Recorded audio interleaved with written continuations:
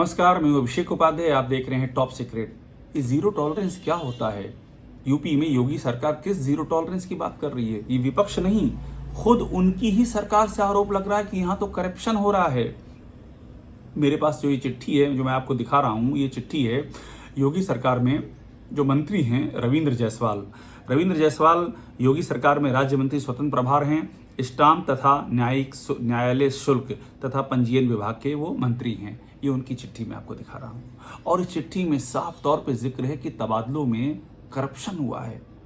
ये जिक्र है, ये ताज़ी चिट्ठी, ये चिट्ठी दूर की नहीं है, ये अभी की चिट्ठी है और बाकायदा इस चिट्ठी में जिक्र है कि किसने किया है। और इस चिट्ठी में ये भी जिक्र है कि नौकरशाही इतनी हावी हो गई कि मेरी नहीं सुन रही है। इसमें लिखा है जो आईजी हैं रजिस्ट्रेशन के महानिरीक्षक जो हैं उन्होंने ट्रांसफ़र कर दिए हैं।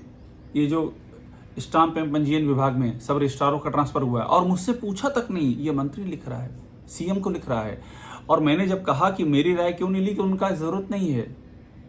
मतलब सीएम को मंत्री लिख करके कह रहा है कि अधिकारी ने कहा ज़रूरत नहीं है आपकी राय लेने की, हम कर देंगे ट्रांसफ़र, और कर दिए ट्रांसफ़र। ये इसमें लिखा हुआ है। और करप्शन की बात है, लिखा है कि जो लोग नाकाबिल थे उनको महत्वपूर्ण विभाग दे दिए गए हैं और इन सब में भ्रष्टाचार की खुली दुर्गंध दिखाई दे रही है। अब ये आरोप कौन लगा रहा है? ये विपक्ष तो नहीं लगा रहा है, ये कोई बाहर की सरकार तो नहीं लगा रही, ये योगी सरकार के भीतर से उनके अपने मंत्री आरोप लगा रहे हैं। इसीलिए मैं कह रहा हूं कि इस सरकार के हर तरफ से ऐसी ही करप्शन की आवाज़ें आ रही हैं और सरकार कहती है हम जीरो टॉलरेंस की सरकार हैं। ये अपने ही, और ये अभी जो तबादला सत्र था 15 मई से 15 जून, ये उसके कारनामे की प्रतिध्वनि है। और सिर्फ यही नहीं है, ऐसे ही होम्योपैथिक निदेशालय में जो तबादले हुए उन तबादलों को रद्द कर दिया गया, वहाँ भी यही बात सामने आई। बीएसए के तबादले रोक दिए गए, वहाँ भी जांच की बात सामने आ रही। पीछे पीछे खेल क्या हुआ, कितनी करप्शन की दास्तानें हैं इस सरकार में। और ये बार बार मैं कह रहा हूँ कि कहीं बाहर से नहीं आ रही हैं, सरकार के भीतर से उठ रही है। अभी हाल ही में टॉप सीक्रेट ने खुलासा किया था किस तरह से योगी आदित्यनाथ के मीडिया एडवाइज़र प्रत्युंजय सिंह, किस तरह से मीडिया एडवाइज़र जो 24 घंटे, एक कहावत के तौर पे कहें तो 24 घंटे साथ रहने वाले मीडिया एडवाइज़र ने, एक जो भगौड़ा है राशिद नसीम, वो दुबई में बैठा हुआ है, 60,000 करोड़ लेके भागा हुआ है, उससे पैसे ले लिए 5 करोड़ रुपए अपनी कंपनी में। मीडिया एडवाइज़र बनने के बाद कंपनी बनाई और एक भगौड़े से पैसे ले लिए। ये हमने दिखाया, कागजों में दिखाया। और हमारी स्टोरी के बाद योगी आदित्यनाथ को एक्शन लेने पर मजबूर होना पड़ा, मृत्युंजय सिंह को हटा दिया गया। और उस कंपनी में जो पैसा आया उसके लिंक अतीक अहमद माफिया से भी जुड़ गए।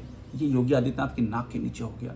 हमने एक और स्टोरी की, इनके जो डायरेक्टर इंफॉर्मेशन थे शिशिर कुमार सिंह, किस तरह से उनके ऊपर ठेका, पट्टी, कट, कमीशन, तमाम तरह के आरोप लगे और साथ में विजिलेंस में शिकायत चली गई और अरबों का बजट निकाला गया हर महीने, दूसरे महीने।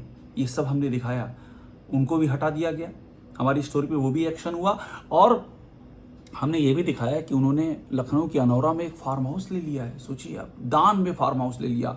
और आईएएस हैं, हर आईएएस को अपनी एनुअल प्रॉपर्टी रिटर्न भरनी पड़ती है। शिशिर कुमार सिंह ने एक बार भी नहीं भरी, वो भी हमने दिखाया।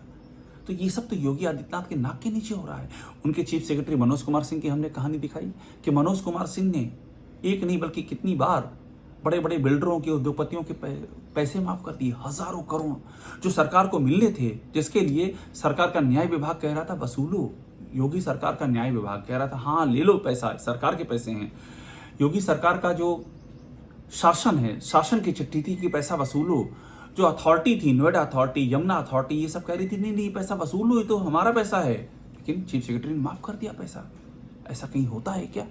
एक के बाद एक करप्शन के एलिगेशंस आ रहे हैं। अभी अभिषेक प्रकाश पे कार्रवाई करनी पड़ी।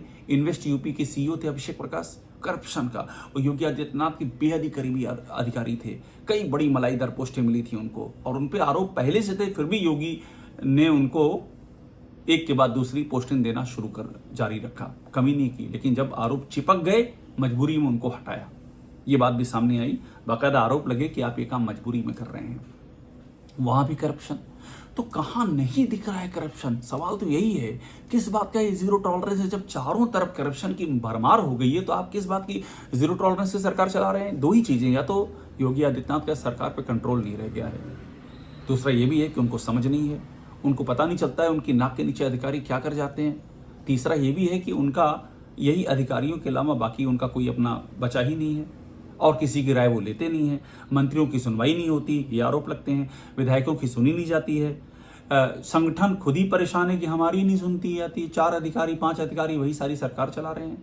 ये सब बातें खुल करके सामने आ रही है। योगी आदित्यनाथ कोई एक्शन नहीं ले पा रहे हैं। तो इसीलिए कहा जा रहा है कि सरकार ऑटोमेटेड मोड पे चल रही है। उनके हाथ में चीज़ें या तो है नहीं, या फिर उनको इतनी समझ नहीं है, या फिर वो मजबूर है, वो कुछ एक्शन ले ही नहीं सकते, क्योंकि जो उनके करीबी हैं उन्हीं पर करप्शन के आरोप लग रहे हैं। वो किस पर एक्शन लेंगे, ये भी बड़ा सवाल है।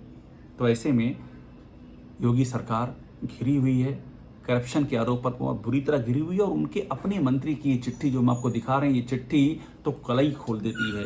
ये बता रही है कि भीतर भीतर क्या चल रहा है। और ये चिट्ठी ये भी बता रही है कि योगी आदित्यनाथ अगर अब भी नहीं जागे, अब भी नहीं समझे, तो इस सरकार का जो परसेप्शन है वो पूरी तरह से गर्त में जा सकता है। इस करप्शन की आंच तो आम पब्लिक झेल रही है, उसके काम नहीं होते हैं। शिक्षा जो क्षेत्र में जो टीचर है उनको नौकरियां नहीं मिल रही हैं। 69,000 भर्ती के जो ओबीसी भर्ती है उनको आरक्षण नहीं मिल रहा है। सरकार वहां कुछ नहीं कर पा रही है, और यहां पर इन करप्शन वालों पर कोई एक्शन नहीं लिया जा रहा है। ये सवाल लगातार उठ रहा है। ये सवाल इस समय यूपी की स्थितियों का यक्ष प्रश्न बन चुका है। और बड़ी बात यह कि योगी के पास इन सवालों का कोई जवाब नहीं है। टॉप सीक्रेट को देखते रहिए, लाइक कीजिए, सब्सक्राइब जरूर कीजिए।